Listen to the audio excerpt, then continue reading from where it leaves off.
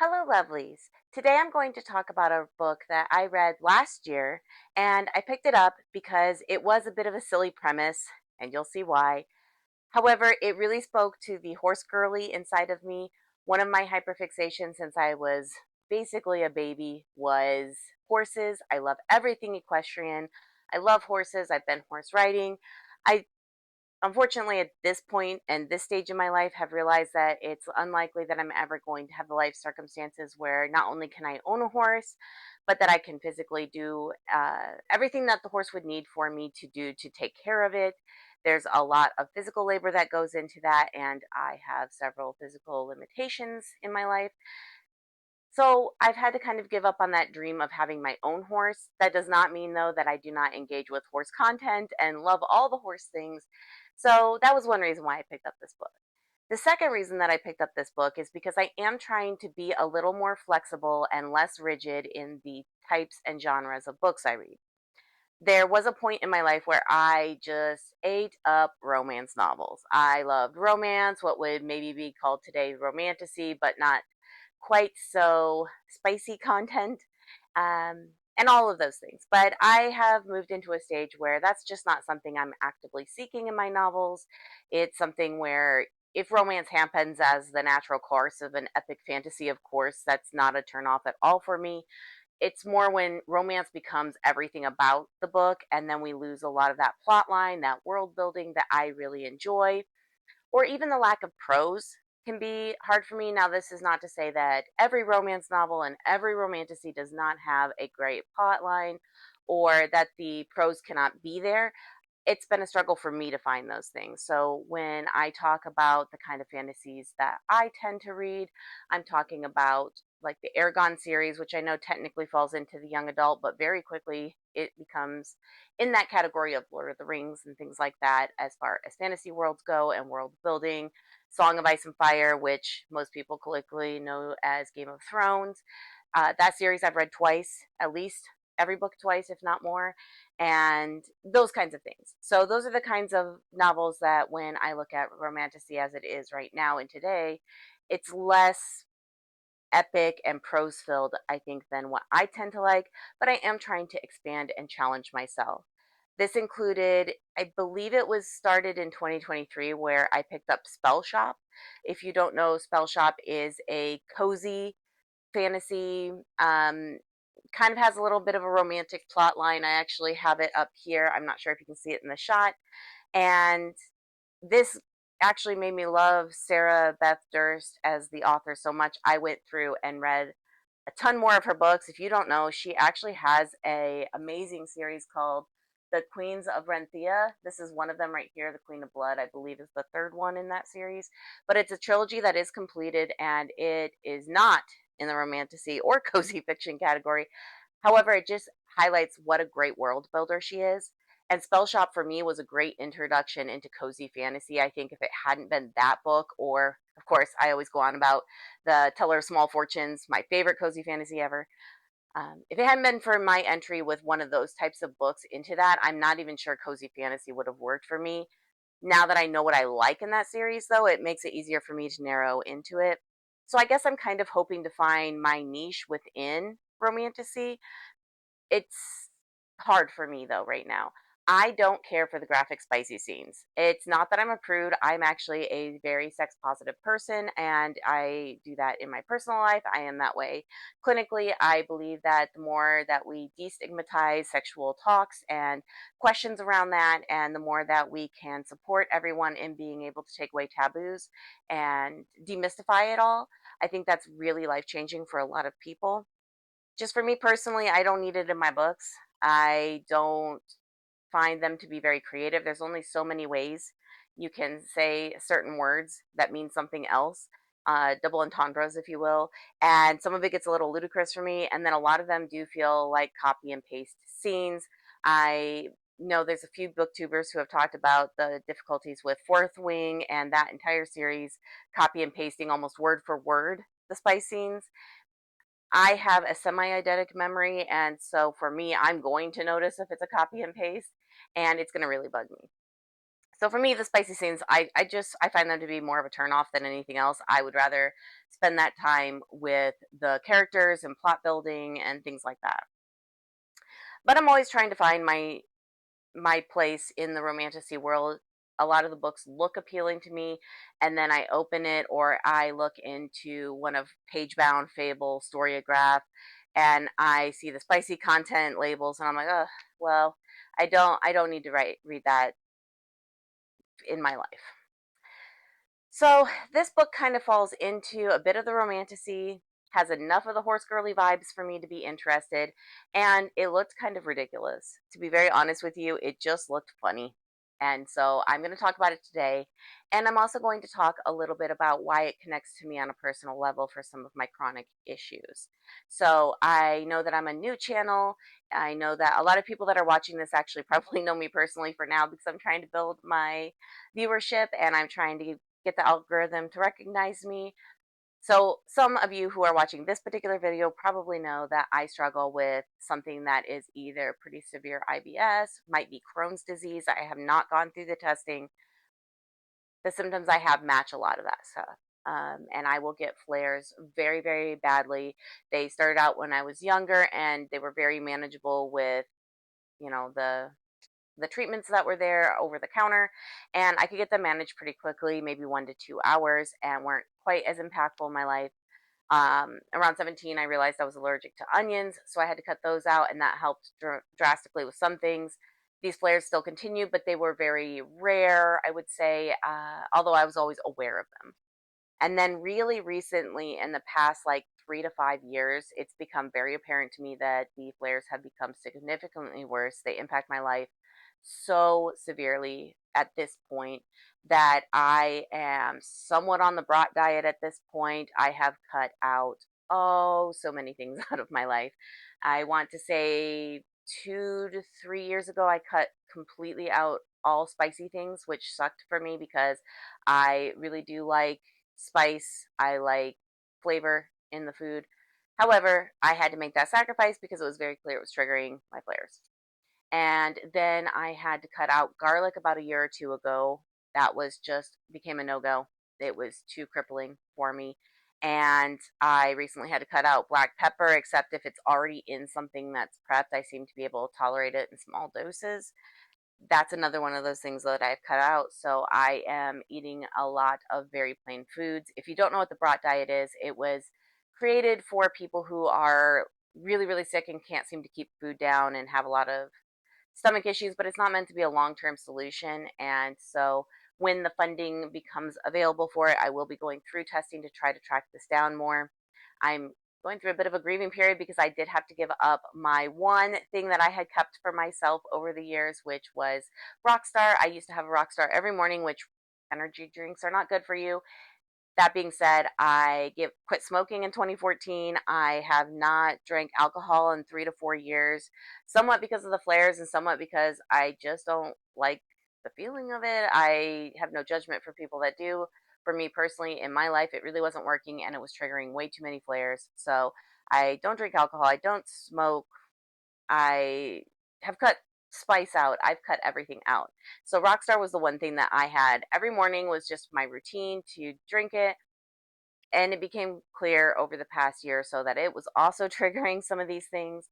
One of my friends kindly pointed out that you cannot have a bunch of battery acid sitting in your stomach if you're not able to eat very much or very frequently or very consistently, which is where I'm at. And then your body is just processing chemicals. And it really has helped to quite a bit. I am still grieving that loss. However, I will say it has been triggering less flares. They've been less impactful.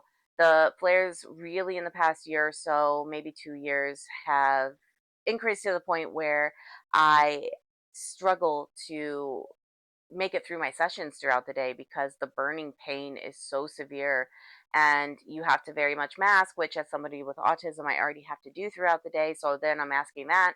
I'm masking this burning acidic fire pain within my body. It kind of feels like somebody's taking my intestines and twisting them to the outside and then rubbing them.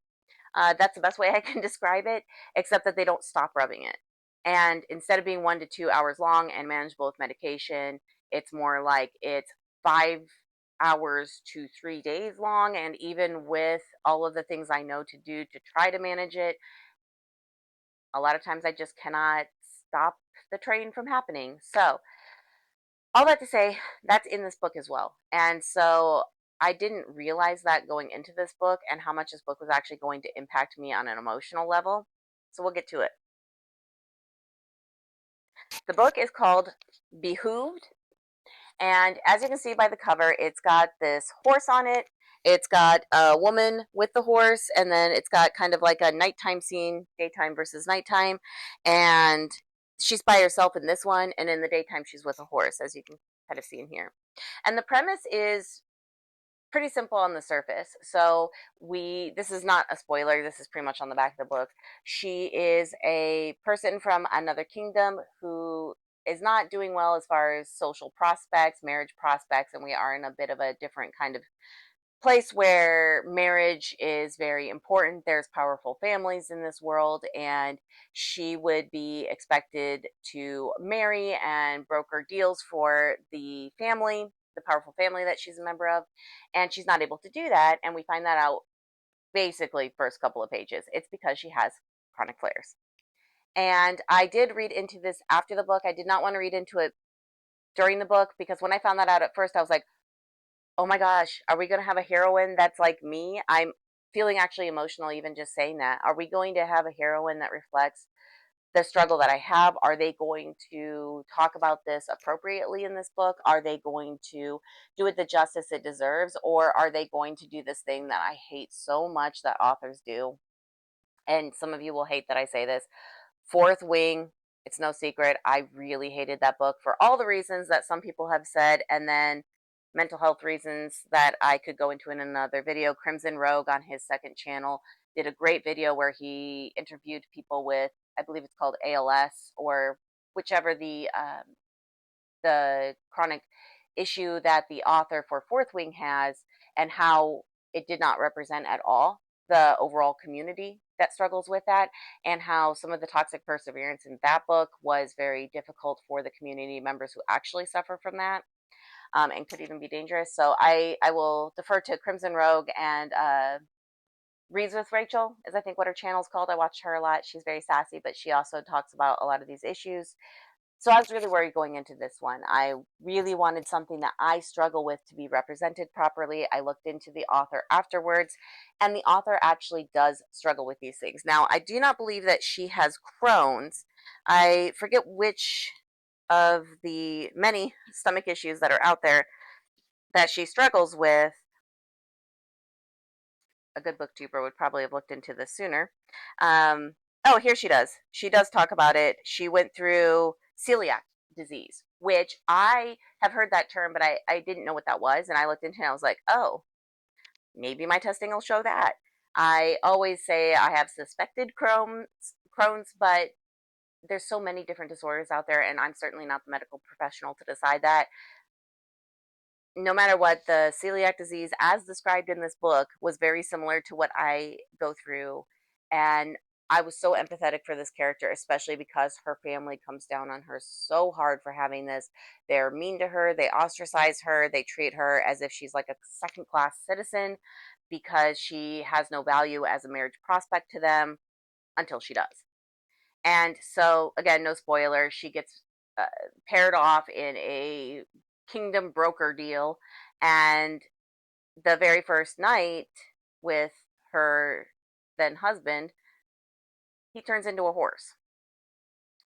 And I don't want to put spoilers in this because I really, really, really hope somebody out there is like, I have these struggles. I have flares. I need a heroine that goes through these things. I feel ostracized by my family, even if it's not flare related. I anything in this book that you think that you might find powerful probably will be. And so I don't want to put too many spoilers in here. I will just say kind of overall general vibes from this, but I won't try to spoil how he gets turned into a horse. I believe on the back of the book it does say that there's an assassin involved and things like that, but the amount of world building that actually happens in the standalone novel is kind of impressive. I picked this up again thinking this was going to be a silly novel about somebody whose husband turned into a horse and they had to figure that out. And I was sold, even if it was going to be very stupid. I thought it's probably going to be a 2 or 3 star read for me, and I'm just going to have a jolly good time and be done with it. What I did not expect was to have so many emotions throughout this book and be so impressed by the world building. And even though we're really only focused on a couple of characters within this, even when we're being introduced to periphery scenarios going on and different settings in these two countries, that are trying to mash up and this world in general. We learn some of the politics. If you're not a politics person, you're not going to get so bored with it that you cannot possibly. But there is a little bit of politics in here, and enough to make people like me who don't mind the politics in these and actually finds it kind of fascinating to see how that escapism fantasy that you're reading actually kind of mirrors some of the scary things going on in today's society. If you know, you know. I actually kind of like seeing that kind of stuff. I do know though that the political thing can drag on and on and on. I think George R. R. Martin did a good job in Song of Ice and Fire of doing a lot of politics without making it feel so heavy that you lose the core audience that is just turned off by that stuff. This one is not going to be even close to Song of Ice and Fire's world building on the politics. It does have some of that political intrigue though, and it does talk a lot about how societal expectations of someone can shape how they feel about themselves, how they view themselves, how we view our own self-worth. It's I live in America. It is a patriarchal society, at least currently, and it's a very big struggle because women are taught very different things from a very early age about where their place is, why their place is, who they need to be. Some of these themes in here actually apply to a lot of the things that I was raised in. I came from a very conservative, I call it, I took a term from Reads with Rachel. She calls it Fundy Land. So I was not raised fundamentalist, but when I read all of the fundamentalist values, it was definitely Fundyland. So they just didn't call themselves that. So I've had some people say semi cult like situation.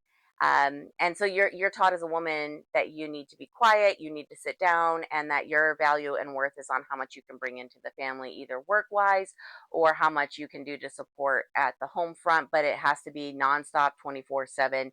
The woman needs to carry everything, and that's just your role. And that's a really hard thing to unlearn. And it's a really hard thing to have to tease apart your own worth with. And I think this book did a great job of explaining how this person had become so hurtful to even herself because of the way that her family taught her that she was worthless, and the way that her flares impacted everything to the point where she didn't wasn't even confident that her parents loved her. And I can completely understand that. And I don't want to get too sappy here, but I definitely have had people in my life who have not valued me or seen my worth above what I was able to do. And I became completely, I don't want to say workaholic, but I wrapped myself up in my worth being what I could put out and generate. And I crashed several times in my life. I had some pretty bad breakdowns over it. Just like she's about to be at the point when this whole first chapter happens and she's getting married off. And she doesn't necessarily want to do it, but at the same time, she sees it as her duty. It's her obligation because what else is she worth? And we tease that apart throughout the novel. And again, no spoilers, but first of all, this is a great book. This is a great all in one. It's 338 pages long, so it's not going to take you forever to read. It's not like it's the most prose filled thing. It's not a difficult read. This is something you can read pretty quickly. I have a couple of little tabs in here because I did want to highlight a couple of things that were said. They were kind of in the same vein, but she says something to herself, and this is about just under halfway through the book, and she says, "Don't show anyone your flaws. Don't let them see your failure. If they learn of your weakness, they'll use it against you, and then they'll cut you down." And that is so powerful because for me, that was a message I was very much taught, and that's not necessarily about my flares since they weren't as impactful until later in life. You know, it wasn't until my mid to late 30s when these flares started to really act up for me. It's a message I was taught for a very long time, though. And I wrote myself a couple of little notes in here. I oftentimes compared this messaging to my flares. How often do you say don't show your flaws to anybody or they're going to use it against you? I would say, argue that a lot of people have experienced that in their life, sadly, but it's a reality for many people. Another thing that is said by a different character is strength isn't about what your body can do, it's about how you respond to adversity. And I got goosebumps even just saying that. I'm going to read it again for you. Strength isn't about what your body can do, it's about how you respond to adversity. And I thought about that for a really long time because, again, as these flares have gotten worse, and I am fearful of, does that mean I have to cut down on my caseload even more? Which in this economy, I cannot afford to do. I have to see a certain amount of clients to be able to afford to even exist right now and support my family. And so that was terrifying for me. And I struggled a lot with the idea of, if my body doesn't hold up, then what is my worth? And him saying it's about how you respond to adversity is really powerful to me. How many times have we got knocked over and picked ourselves back up? How many times have we knocked over and somebody helped us and we let them and got back up? Sometimes it's okay to change your view on what strength looks like. And I think sometimes strength is vulnerability. In fact, I know it is.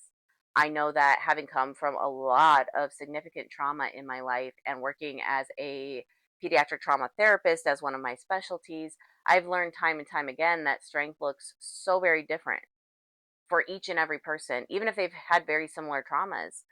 Strength is our own scale. So we have to do our own comparison scale.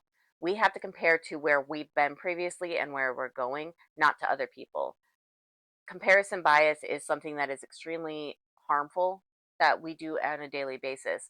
We compare ourselves to sometimes what we see on Facebook that other people are doing, even in our same careers or our friends or our family. We compare ourselves to social media presence. We compare it to TVs and movies. If they can do it in these things, why am I not able to? Even though they're very carefully curated things that people are sharing, nobody talks, well, some people do. Not everybody talks about their most toxic things happening in their life. They show you a very shiny perspective.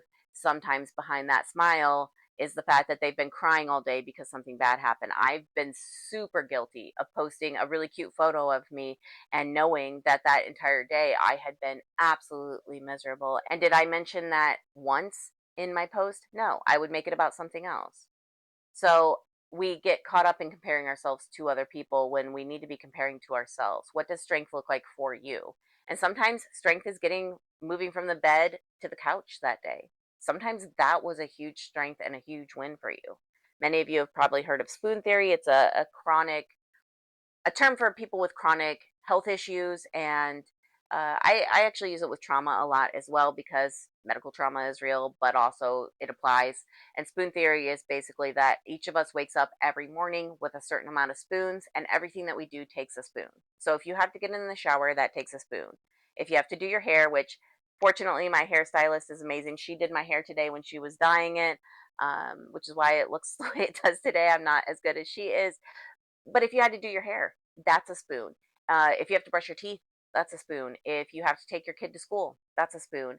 If you struggle to do dishes, dishes is my least favorite chore in the entire world. That probably takes two spoons, at least, for me to do the dishes, because I really don't like touching other people's dishes. I just don't like it. I don't even like touching my own. I just don't like dishes. But I can do laundry all day long. That would take not even a full spoon, maybe. You just kind of have to figure out where your spoons are going, and then when your spoons are used up for the day, you're done. Your window of tolerance, as we say in the therapy world, is closed, and you can't do anything else. And sometimes when we've experienced trauma, we wake up with less spoons than other people. So let's say that somebody that you know in your life wakes up with 20 spoons and you only wake up with 10 spoons. Well, it's going to look like your one friend is living their best life, doing everything right, and then you're going to feel bad about yourself if you compare yourself to them. If you take a step back and say, yeah, And I only woke up with 10 spoons, and look what I did with my day. I was able to shower. I was able to get onto the couch. I was able to clean one dish. I was able to do something nice for somebody else. Those are the things that we need to focus on. We need to focus on how many spoons we have and how to get them back. Now, I always encourage everybody to go to therapy. A good therapist can help give you tools for that. There are ways to reopen your window of tolerance or keep it open. There are ways to get more spoons throughout your day or wake up with more spoons. It does take work though. And one of the things I've been talking to my clients a lot about is that motivation is really hard. You cannot teach it as a therapist, or at least I haven't found anybody that's unlocked the secret sauce to teaching motivation, and it's because motivation comes from within. And a lot of people, they know what they need to do to start to feel better, and then they sit at home and do the things that they know make them feel worse. And eventually you have to have a talk with yourself and say, do I want to continue to feel worse and worse and worse, or do I want to try to do the things that I know will help me? For example, if you lay in bed all day every day with in a dark room, you're going to feel sad and probably depressive symptoms. If you at least open the window shades, if you try to move to the couch if you're capable of doing that, these small things can actually be real things towards moving you forward. So that's why I say making sure that you're doing the things that are important for you.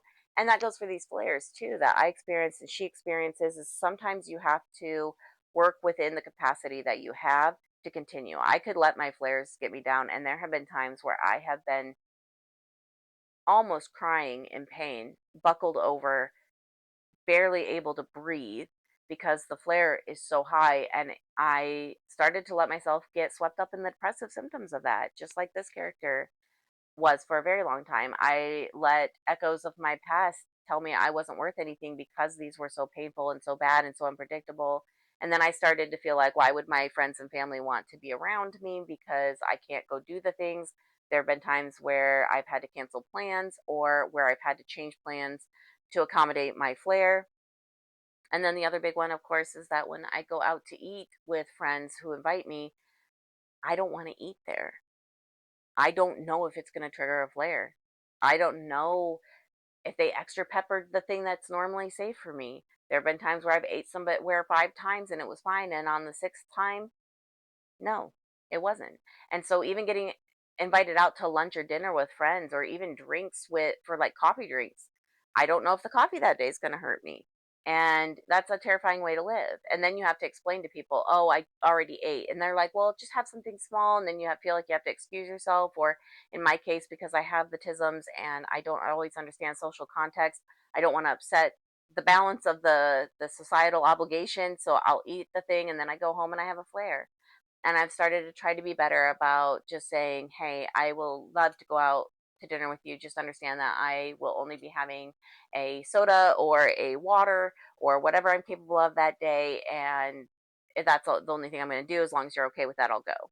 And that changing that language has been a lot less stressful for me. And that's kind of something she's had to do too. It doesn't mean that you have to give up your entire life. It just means that you have to figure out what works for you and be open to those changes for yourself, and being willing to advocate for yourself, which isn't always hard if your self worth is pretty low. So, this was a pretty long conversation about how chronic illness and chronic health issues can impact your mental health. Our gut is so tied to our brain. I could go on a whole video about that. If somebody was interested, tell me in the comments below. But your gut is tied to your brain and your emotional health in so very many ways. And when you have the tisms, even more so. And so when I'm having those, it really does impact me. But books like this and authors like this who are out there using their disorder as a message and as a way to say, hey, not every heroine or hero has to look perfect. Not every lead character has to fit the mold of X, Y, or Z. And I felt that to be really fulfilling. We need more authors with chronic health issues talking up. We need to support those authors when they do come. And I really recommend trying out this book if anything I've talked about today could feel empowering to see in a character, and see how that develops and how that grows and how that can change. And you're okay with a little bit of ridiculousness because the premise is kind of silly. I think this book would very much surprise you, and it does fall a bit into the cozy realm as well. A little bit of action in there, but I would categorize this more in the cozy fantasy realm. in a way that can be very healing to think on. So I appreciate you guys letting me talk on about all of this. I am not trying to overshare on things. There are certainly areas in this video where I could have. I'm trying to use this platform to provide messaging to people and support for people and let people know that sometimes the people that you look up to and are like, wow, they're insanely good at what they do and they do all these things. I get that comment a lot to myself in my personal life and my professional life. Sometimes they're dealing with their own things behind the scenes and you just don't even know it. So remember that you need to scale for yourself where you're at and where you're going, not comparing yourself to other people. Understand that your worth is not tied into what your body can do, more like what are you willing and able to do for yourself. Your body does not have to be the one thing that defines you as worth anything. And I think it's pretty dangerous to teach women that their bodies and their capabilities of working themselves into the ground is the only thing that they're worth. And that can look like working a day job, a night job, or that could look like being at home and being a stay at home and telling them that 24/7 that is your job, your role, and that's where your worth is. If you're not okay that day and you cry in the shower for an extra 30 minutes, that somehow takes away from your value. I think we're in a really dangerous zone in today's society, or at least in my ethnocentric perspective, in the day and age that I live in the country I live in. I think it's a very dangerous message to send to women and young girls. And I think that we need to do a better job of teaching people to look outside of these traditionally defined gender roles and asking them to explore themselves on a more broader level and outside of these very old school categories that we put ourselves into. And I think it's a time for us to have a little bit of a change in the way that we view self care. I sometimes find that to be a bit of a triggering word because I have seen self care weaponized so many times in my field, so many times by professors, by all kinds of people. Self care can be very weaponized. And yet, that does not take away from whatever self care looks like for you is important. And I think that we need to do a better job of saying, your life has to make sense and bring happiness to you, whatever that looks like within the means that you have. So there are people like me who cannot afford to work less. I have to work long hours. That's what my family needs right now for us to survive in this economy that is absolutely terrible and tanked right now. And everybody's in fear of losing their living situation. I'm in a zone where I have to work more to be able to support my family. So that's something that I, at this point, am not able to change. I have to look at what can I change. So one thing I did was one of my friends at work, actually about a year and a half ago, she suggested that I go down to 4 days a week. I just work longer 4 days. Those 3 days off have changed so much for me. I would not have thought that having a 3 day weekend was going to be so impactful for my mental health in a positive way. It changed so much for me. I find that those longer hours, I can still see almost the same amount of clients, and I am so satisfied and mentally prepared for my Monday, which is actually on Tuesdays. And I find that I show up better for my clients. And that includes even if I'm having a flare, just having that 3 days off is so beneficial. So I hope you took some things away from this. I hope you will at least look into this Behooved book. I would definitely read more from this author. I think this might be her debut novel. So if she comes out with more things, I would definitely read it. And I hope that you will consider commenting, sharing, subscribing. I am trying to grow this YouTube channel, but that takes word of mouth by the algorithm itself. And the algorithm lords have spoken that I need comments, I need likes, and I need subscribes. Even if you don't have interest in a certain video I have, if you can just even just let it play through in the background on mute or something, it will really help me grow this channel. So thank you, lovelies, for listening to this. I hope I have given you guys some good ideas and some good tips. And feel free to comment below any questions or future content that you would like to see. Bye.